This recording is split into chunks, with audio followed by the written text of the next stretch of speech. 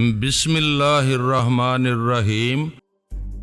پارس اور پورس نہ ایک دوسرے سے ٹکرا رہے ہیں، نہ کسی اور ذریعے سے دشمنی ظاہر کر رہے ہیں۔ فرحاد کو بلا پورس اور اس کی بہن اور محبوبہ سے کیا عداوت ہوگی؟ عداوت ہونے میں دیر نہیں لگتی، پلیز تم مجھ پر شبہ نہ کرو۔ ہمارے درمیان بے اعتمادی پیدا ہوگی تو ہمیں نقصان ہوگا اور دشمن فائدہ اٹھائے گا۔ جو چلاک شکاری ہوتا ہے وہ دوسرے کے کاندھے پر بندوق رکھ کر گولی چلاتا ہے۔ صاف سمجھ میں آ رہا ہے کہ تم نے فرحاد کے کاندھے پر بندوق رکھ کر ان بہنوں کے دماغ کو لاک کیا ہے اور انہیں کہیں چھپا دیا ہے۔ کیا مجھے احمق سمجھتی ہو؟ میرا اکلوتا بیٹا تمہاری قید میں ہے اور میں تمہیں نقصان پہنچانے والی چال چلوں گا۔ تم مجھے یہی سمجھاؤ گے اور میں یہی سمجھوں گی کہ اپنے بیٹے کی سلامتی کی خاطر ان بہنوں کو کہیں چھپا کر مجھے شکایت کا موقع نہیں دو گے۔ تم اپنا کام دکھا گئے لیکن میں تمہاری چال میں نہیں آؤں گی۔ 1 منٹ کے اندر سچ بولنے کے لیے میرے دماغ میں آؤ، میں جا رہی ہوں۔ وہ اس کے دماغ سے چلی آئی۔ مہاراج نے اس کے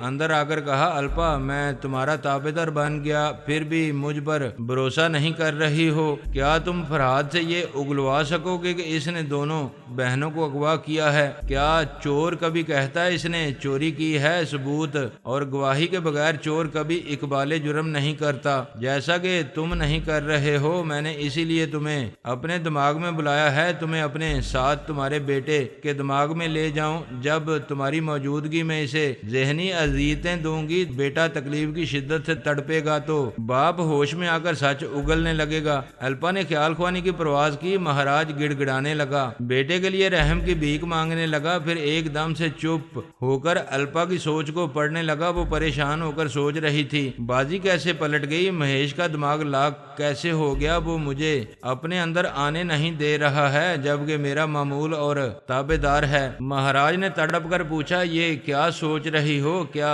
میرے بیٹے کو اپنا معمول اور تابع دار بنا کر بھی اس کے دماغ میں نہیں پہنچ پا رہی ہو، یا میری موجودگی میں ڈرامہ کر رہی ہو؟ مجھے یہ سمجھا رہی ہو کہ کسی نے مہیش کے دماغ کو لاک کر کے اسے تم سے چھین لیا ہے؟ میں کوئی ڈرامہ نہیں کر رہی ہوں، سچ مچ کسی نے اس کے دماغ کو لاک کر دیا ہے۔ ایسا کون کر سکتا ہے؟ تم بھی یہی کہو گی کہ فرحاد میرے بیٹے کو تم سے چھین کر لے گیا ہے؟ ہاں، ایسا کون کر سکتا ہے؟ یہ فرحاد کی چال بازی ہے۔ فرحاد کو میرے بیٹے سے کوئی دشمنی نہیں ہے۔ اگر وہ ایسا کرتا تو مجھے چیلنج کرتا کہ میں اپنے بیٹے کو اس کے شکنجے سے نہیں نکال سکوں گا، پھر تمہیں چھوڑ کر مجھے اس کی تابعداری کرنی پڑتی۔ الپا نے اس مکان کے ایک مسلح گارڈ سے پوچھا، مہیش کہاں ہے؟ میڈم، آپ نے آج صبح میرے دماغ میں آ کر کہا تھا کہ مہیش کے لیے اس مکان میں خطرہ ہے، اسے ایک کار میں جانے دو، میں اس کے دماغ میں رہ کر اس کی نگرانی کروں گی۔ یہ تم کیا بکواس کر رہے ہو؟ میڈم، ہم آپ سے غلط بات کہنے کی جرات نہیں کر سکتے۔ ہم نے آپ کے حکم کے مطابق اسے مکان سے باہر نکالا اور ایک کار میں جانے دیا۔ اس کے جاتے وقت بھی آپ نے میرے اندر آ کر کہا تھا، فکر نہ کرو، میں مہیش کے دماغ میں قبضہ جمائے رکھوں گی اور اسے ایک محفوظ جگہ پہنچا دوں گی۔ مہاراج نے پوچھا، کیوں الپا، یہ کیا چال چل رہی ہو؟ اپنے پہرے داروں کو راستے سے ہٹا کر مہیش کو اس مکان سے نکال کر دوسری جگہ پہنچا دیا اور مجھے یہ بتا رہی ہو کہ مہیش کا دماغ کسی نے لاک کر دیا ہے۔ کیا میں تمہارے اس ناٹک پر یقین کر لوں گا؟ تم یقین کرو یا نہ کرو، مگر غور کرو، ان بہنوں کو اغوا کرتے وقت تمہارے پہرے داروں سے مہاراج بن کر جو کہا گیا، وہی مہیش کو اغوا کرتے وقت میرے پہرے داروں سے الپا بن کر کہا گیا۔ دونوں وارداتیں ایک جیسی ہیں۔ یہ بات سمجھ میں آتی ہے کہ فرحاد میرا لب و لہجہ اختیار کر کے ان بہنوں کو لے گیا تھا، لیکن مہیش کو لے جانے کے لیے الپا بننے والی عورت کون ہو سکتی ہے جبکہ عورتوں میں ایک تم ہی خیال خوانی کرنے والی رہ گئی ہو؟ فرحاد کی بیوی آمنہ ایسا کر سکتی ہے؟ وہ تو دنیاوی معاملات سے دور رہتی ہے۔ یہ سب کہنے کی بات ہے، ہمیں فریب دینے کے لیے ایسا کہا جاتا ہے۔ مجھے یقین ہو رہا ہے کہ آمنہ ہی مہیش کو مجھ سے چھین کر لے گئی ہے۔ میرے بیٹے کو کون لے گیا ہے یا لے گئی ہے میں نہیں جانتا، وہ تمہارے پاس تھا، تم اس کی ذمہ دار تھیں۔ میں اپنا بیٹا تم سے لوں گا۔ نتاشا اور نتالیہ تمہارے پاس تھیں، ان بہنوں کے تحفظ کی ذمہ داری ذمہواری تم پر تھی، میں ان بہنوں کو تم سے لوں گی، اسی طرح تم اپنے بیٹے کا مطالبہ کرتے رہو گے اور میں ان بہنوں کا مطالبہ کرتی رہوں گی، یوں ہم آپس میں لڑتے رہیں گے اور ایک دوسرے سے دشمنی کرتے رہیں گے اور فرہاد ہماری احمقانہ دشمنی کا تماشا دیکھتا رہے گا۔ مہاراج نے کہا، اچانک یہ سب کچھ ہو رہا ہے، موجودہ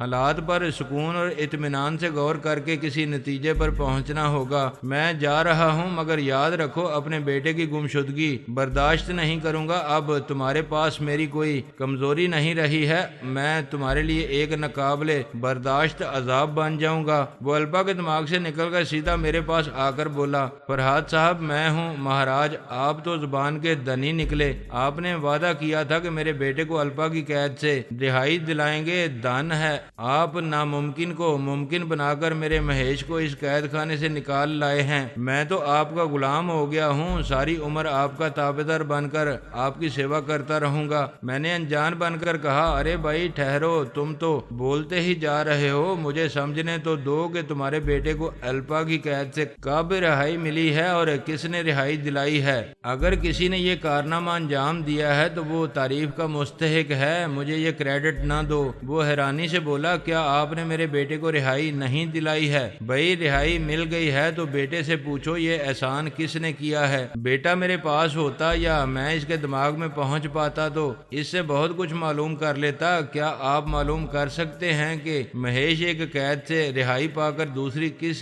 جگہ جا کر پھنس گیا ہے؟ ہاں، تمہارے بیٹے کا معاملہ پر اسرار ہو گیا ہے، میں یہ راز معلوم کرنے کی کوشش کروں گا۔ اسی وقت ثانی نے میرے اندر آ کر کہکہا لگایا۔ میں نے انجان بن کر پوچھا، کون ہو تم؟ وہ بولی، میں ہوں نیلما، ایک نیا جسم حاصل کر کے ایک نئی زندگی حاصل کر چکی ہوں، پچھلے 3 دن سے تماشے دیکھ رہی ہوں، الپا بڑی تیزی دکھا رہی ہے، میں نے اس کی کامیابیوں کو ناکامیوں میں بدل دیا ہے، نتاشا، نتالیا اور مہیش میری مٹھیوں میں ہیں۔ میں نے کہا، تم نے بڑی کامیابیاں حاصل کی ہیں، لیکن میرے دماغ میں آ کر منہ پھاڑ کر کہکہا لگانا ضروری نہیں تھا۔ فرہاد، میں تو تمہارے سر پر چڑھ کر ناچ سکتی ہوں، خود کو ایک ناقابل شکست روبوٹ نہ سمجھو، میں الپا اور مہاراج کی طرح تمہیں بھی منہ کے بل گرا سکتی ہوں، مجھے چیلنج نہ کرو ورنہ 14 طبق روشن ہو جائیں گے، جاؤ بچوں کے ساتھ جا کر کھیلو۔ میں نے سانس روک کر ثانی اور مہاراج کو دماغ سے نکال دیا۔ اب مہاراج ثانی کو نیلما سمجھ کر اس سے رابطہ کر رہا ہوگا۔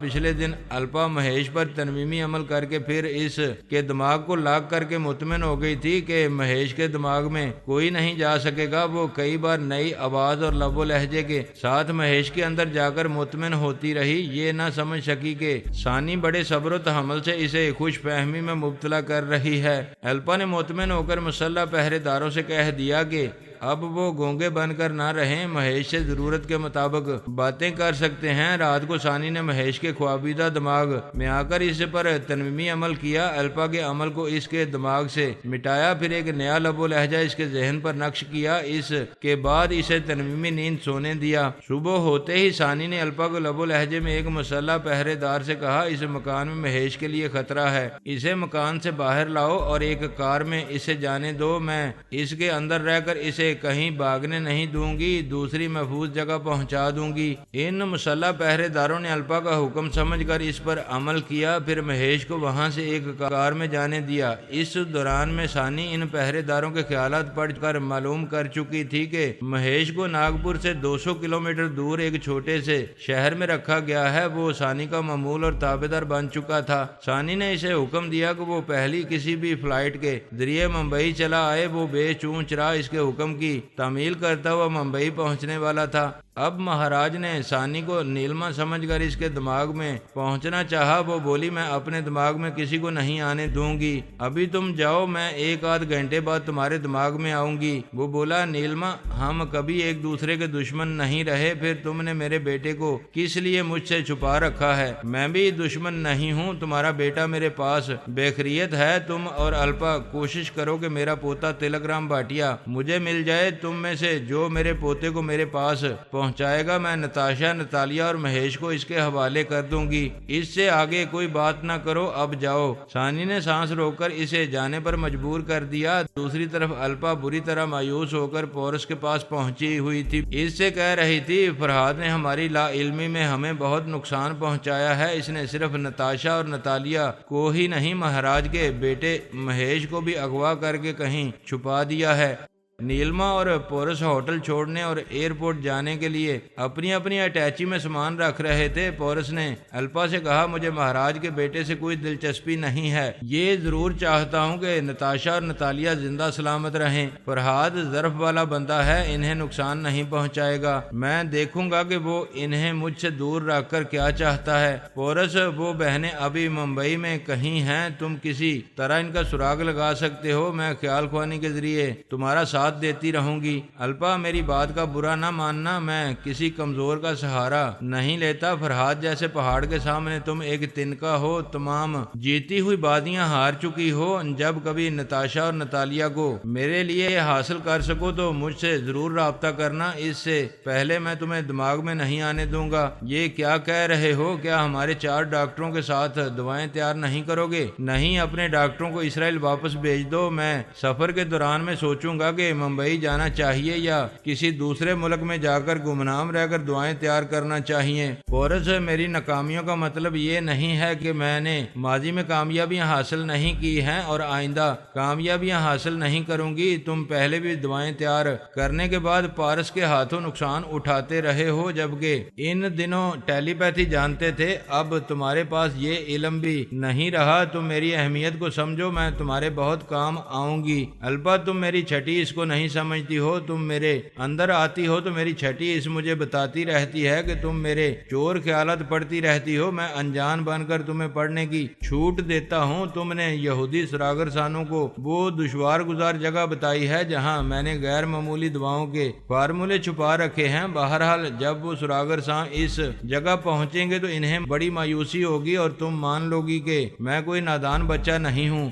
وہ سانس روک کر اسے دماغ سے نکالنا چاہتا تھا۔ اسی وقت مہاراج نے آ کر کہا پورس میرے آنے پر تم نے سانس نہیں روکی، اس کا مطلب ہے کہ یہاں الپا موجود ہے۔ میں یہ کہنے آیا ہوں کہ نیلما نیا جسم حاصل کر چکی ہے، اسی نے نتاشا، نتالیہ اور میرے بیٹے کو اغوا کیا ہے۔ پورس نے کہا یہ ایک نئی بلا آ گئی ہے، میں نتاشا اور نتالیہ کو تقریباً ہار چکا ہوں، یہ نہیں چاہتا کہ نیلما ان بہنوں کے حوالے سے میرے دماغ میں آئے۔ تم دونوں کی موجودگی میں اس کی آمد کا پتہ بھی نہیں چلے گا، اس لیے یہاں سے جاؤ۔ یہ کہہ کر اس نے سانس روکی۔ الپا اور مہاراج چلے گئے۔ اس نے نیلما کو دیکھا، وہ اپنے کمرے سے اٹیچی لے کر آ گئی تھی۔ اس نے پوچھا کیا فلائٹ کا وقت ہو چکا ہے؟ پورس نے گھڑی دیکھ کر کہا 3 گھنٹے بعد فلائٹ ہے، ہم اس لیے جلدی جا رہے ہیں کہ رات کا کھانا ایئرپورٹ پر کھائیں گے۔ تم مجھے ڈائننگ ہال میں سب کے سامنے کھانے نہیں دیتے ہو، پھر وہاں کیسے کھانے دو گے؟ میں ایسی ڈشیں منگواؤں گا جن سے تمہاری پلیٹ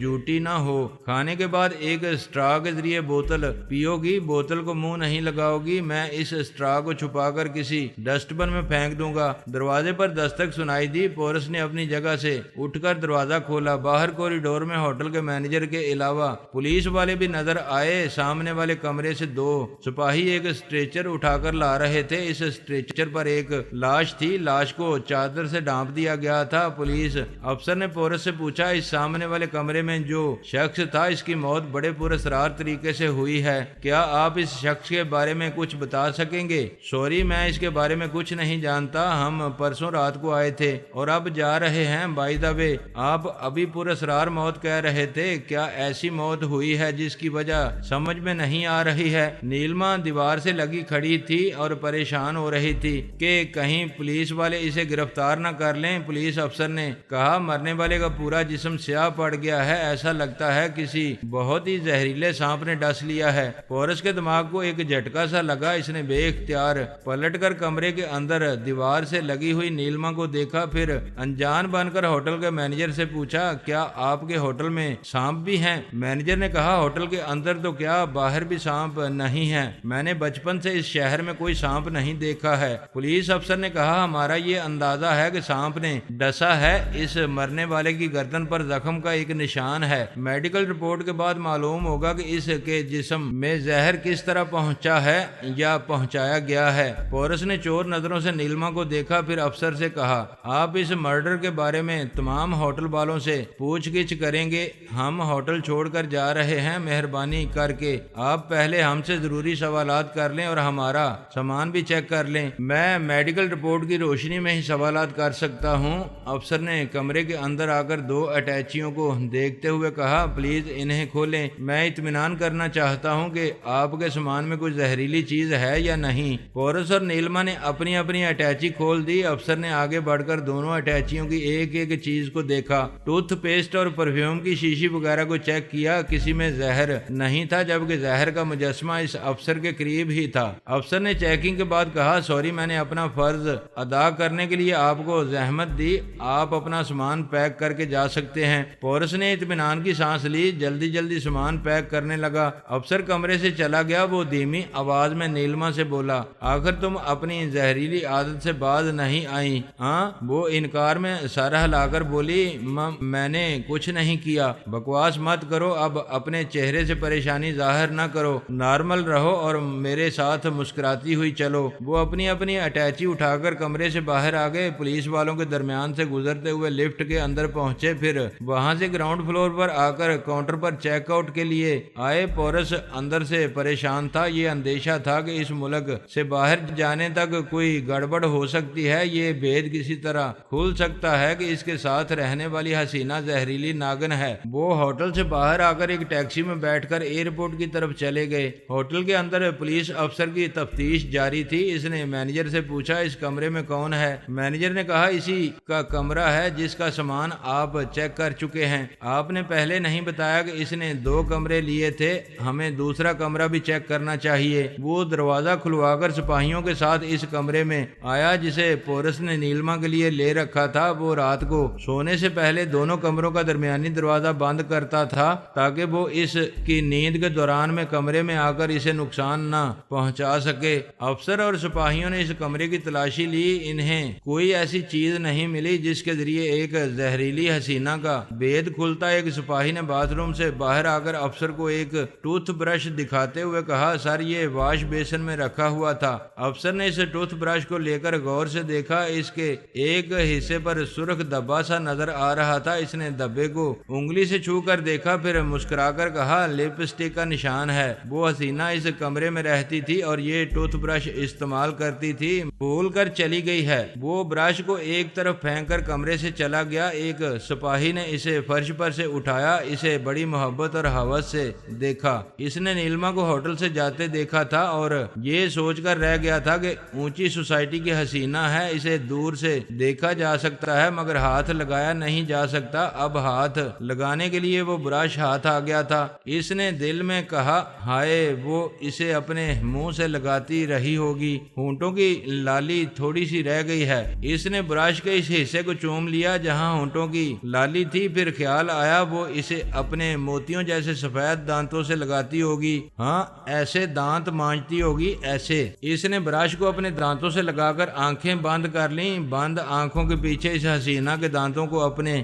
دانتوں اور اس کی زبان کو اپنی زبان سے لگتے دیکھا۔ برش کو 1-2 بار اپنے دانتوں پر پھیرا، اس کے ساتھ ہی حلق سے کراہ نکلی، پہلے مسوڑوں اور حلق میں جلن محسوس ہوئی، پھر زہر کی آگ پورے جسم میں پھیلنے لگی۔ وہ چیخ مار کر گر پڑا، فرش پر تڑپتے ہوئے چیخنے لگا، بچاؤ مجھے بچاؤ۔ اس کی آواز اس کے اندر ہی گھٹ کر رہ گئی۔ افسر اور دوسرے سپاہی دوڑتے ہوئے آئے، پھر اسے دیکھ کر ٹھٹک گئے، اس کے دیدے پھیل گئے، جسم کی رنگت سیاہ پڑ رہی تھی، وہ تڑپ رہا تھا۔ افسر نے قریب آ کر اس پر جھک کر پوچھا، تمہیں کیا ہو رہا ہے؟ تمہاری حالت بتا رہی ہے کہ تمہیں بھی کسی سانپ نے کاٹا ہے۔ سپاہی نے لرزتے ہاتھوں سے اٹھا کر برش اسے دیتے ہوئے کہا، زہر، یہ زہریلا۔ وہ آگے نہ بول سکا، آخری بار تڑپ کر ہمیشہ کے لیے ساکت ہو گیا۔ افسر اور ہوٹل کا مینیجر حیرت سے آنکھیں پھاڑ کر اس برش کو دیکھنے لگے۔ مینیجر نے بے یقینی سے پوچھا، کیا یہ برش زہریلا ہے؟ افسر نے کہا، یہ دم توڑتے ہوئے یہی کہہ رہا تھا۔ اس برش کا لیبارٹری ٹیسٹ جلد سے جلد ہونا چاہیے، اس برش کے زہریلے ہونے کی تصدیق ہونی چاہیے۔ وہ اٹھ کر جاتے ہوئے بولا، میں ابھی پولیس ہسپتال جا کر کنفرم کروں گا۔ اس کمرے میں رہنے والی اور اس کے ساتھی کو تلاش کرنا ہوگا۔ کیا آپ جانتے ہیں وہ ہوٹل چھوڑ کر کہاں گئے ہوں گے؟ مینیجر نے کہا ہمیں پتہ نہیں، اب یہ ہوٹل چھوڑ کر دوسرے ہوٹل گئے ہیں یا شہر سے باہر کہیں گئے ہیں۔ افسر ہوٹل کے باہر آ کر اپنی موٹر سائیکل پہ بیٹھ کر پولیس ہسپتال میں آیا، وہاں کے لیبارٹری انچارج کو برش دے کر بولا ہمیں شبہ ہے کہ یہ برش زہریلا ہے، اسے فوراً ہی ٹیسٹ کیا جائے۔ پھر وہ فون کے ذریعے اپنے ایک اعلیٰ افسر کو ان واقعات اور برش کے زہریلے ہونے کی رپورٹ دینے لگا۔ اس کی باتوں کے دوران میں لیبارٹری سے تصدیق ہو گئی کہ برش زہریلا ہے۔ اس نے فون پر کہا سر برش زہریلا ہے، ڈاکٹر نے کنفرم کیا ہے، کیا یہ تسلیم کیا جا سکتا ہے کہ وہ حسینہ زہریلی تھی؟ اعلیٰ افسر نے کہا اس حسینہ اور اس کے ساتھی کو گرفتار کرنے کے بعد حقیقت معلوم ہوگی، ان کے نام اور حلیے بتاؤ، میں تمام پولیس افسران کو الرٹ کر رہا ہوں بس کہ اڈوں، ریلوے اسٹیشن اور ایئرپورٹ پر انہیں تلاش کیا جائے گا۔ افسر نے ان دونوں کا حلیہ اور ان کے نام بتائے۔ اس شہر کی پولیس فورس حرکت میں آ گئی۔ ایک افسر سپاہیوں کے ساتھ ایئرپورٹ پہنچا، وہاں سے جتنی فلائٹس پرواز کرنے والی تھیں ان کے بورڈنگ کارڈز حاصل کرنے والے مسافروں پر نظر رکھی جانے لگی۔ ایئرپورٹ کی پولیس اور وہاں کے عملے نے ان سے تعاون کیا۔ پھر کمپیوٹر سے پتا چلا کہ اس نام کی ایک دوشیزہ اور ایک جوان مرد 20 منٹ پہلے ایک فلائٹ سے انڈیا جا چکے ہیں۔